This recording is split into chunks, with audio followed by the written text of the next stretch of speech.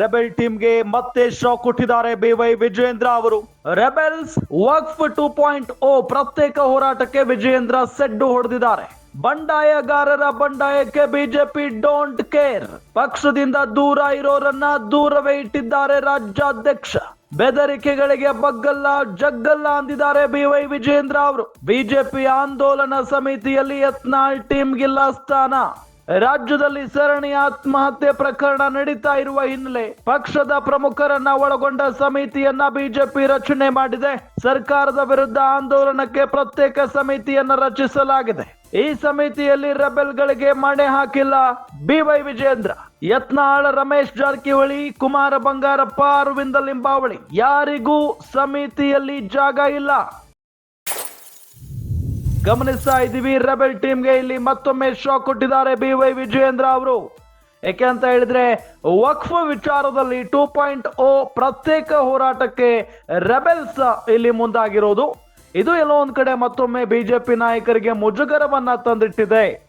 ಯಾಕೆ ಅಂತ ಹೇಳಿದ್ರೆ ಎಲ್ಲವೂ ಸರಿಯಾಗುತ್ತೆ ಇನ್ನು ಮುಂದೆ ಅಂತ ಅನ್ಕೊಳ್ಳೋವಷ್ಟರಲ್ಲಿ ಮತ್ತೆ ಯತ್ನಾಳ್ ಅಂಡ್ ಟೀಮ್ ಇಲ್ಲಿ ವಕ್ಫ್ 2.0 ಪ್ರತ್ಯೇಕ ಹೋರಾಟಕ್ಕೆ ಸಜ್ಜಾಗಿರೋದು ಸಹಜವಾಗಿ ಮುಜುಗರದ ವಿಚಾರ ಬಿಜೆಪಿಯ ಪಕ್ಷಕ್ಕೆ. ಯಾಕೆ ಅಂತ ಹೇಳಿದ್ರೆ ಬಿಜೆಪಿ ಶಿಸ್ತಿನ ಪಕ್ಷ ಅಂತ ಹೇಳ್ತಾ ಇರ್ತಾರೆ. ಇಂತಹ ಸಂದರ್ಭದಲ್ಲಿ ಬಿಜೆಪಿಯಲ್ಲೇ ಬಣ ಬಡಿದಾಟ ಜಗಜ್ಜಾಹೀರಾಗ್ತಾ ಇದೆ. ಇದನ್ನ ಸರಿಪಡಿಸೋದಕ್ಕಾಗ್ತಾ ಇಲ್ಲ. ಯತ್ನಾಳ್ ಅವರನ್ನ ಕರೆಸಿ ಬುದ್ಧಿವಾದವನ್ನ ಹೇಳಿ ಕಳಿಸಿದ್ರು. ಯತ್ನಾಳ್ ಸೈಲೆಂಟ್ ಆದ್ರು ಅಂದ ತಕ್ಷಣ ರಮೇಶ್ ಜಾರಕಿಹೊಳಿ ಅವರು ಇಲ್ಲಿ ವೈಲೆಂಟ್ ಆಗ್ಬಿಟ್ಟಿದ್ದಾರೆ. ಇದೆಲ್ಲದರ ನಡುವೆ ಈಗ ರೆಬೆಲ್ ಟೀಮ್ಗೆ ಬಿವೈ ವಿಜಯೇಂದ್ರ ಡೋಂಟ್ ಕೇರ್ ಅಂತ ಹೇಳ್ತಾ ಇದ್ದಾರೆ. ಪಕ್ಷದಿಂದ ದೂರ ಇರೋರನ್ನ ದೂರವೇ ಇಟ್ಟಿದ್ದಾರೆ. ಬೆದರಿಕೆಗಳಿಗೆ ಬಗ್ಗಲ್ಲ ಜಗ್ಗಲ್ಲ ಅಂತ ಹೇಳ್ತಾ ಇದ್ದಾರೆ ವಿಜಯೇಂದ್ರ. ಬಿಜೆಪಿಯ ಆಂದೋಲನ ಸಮಿತಿಯಲ್ಲಿ ಯತ್ನಾಳ್ ಟೀಮ್ಗೆ ಸ್ಥಾನ ಇಲ್ಲ. ಯತ್ನಾಳ್ ಟೀಮ್ನಲ್ಲಿರುವ ಒಬ್ಬರೇ ಒಬ್ಬ ಸದಸ್ಯನನ್ನು ಕೂಡ ಇಲ್ಲಿಗೆ ಸೇರಿಸಿಕೊಂಡಿಲ್ಲ. ರಾಜ್ಯದಲ್ಲಿ ಸರಣಿ ಆತ್ಮಹತ್ಯೆ ಪ್ರಕರಣ ನಡೀತಾ ಇರುವ ಹಿನ್ನೆಲೆ ಪಕ್ಷದ ಪ್ರಮುಖರನ್ನ ಒಳಗೊಂಡ ಸಮಿತಿಯನ್ನ ರಚನೆ ಮಾಡಲಾಗಿದೆ ಬಿಜೆಪಿಯಿಂದ.